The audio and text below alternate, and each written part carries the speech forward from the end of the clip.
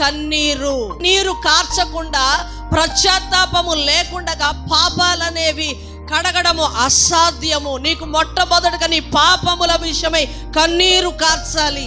నీరు దాన్ని మనం విడదీస్తే, కన్ని తీసేస్తే నీరు, ఒక్క రోజు మొత్తం ఊరంతా వాటర్ లేదనుకోండి, మీరు వాడే పాత్రలు కడగడానికి వాటర్ లేకపోతే ఆ రోజు మీకు చాలా ఇబ్బందిగా ఉంటుంది.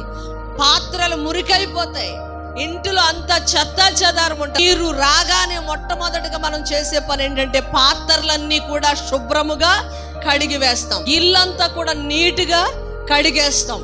వీటన్నిటిని శుభ్రపరచడానికి కావలసిందేంటి? నీరు.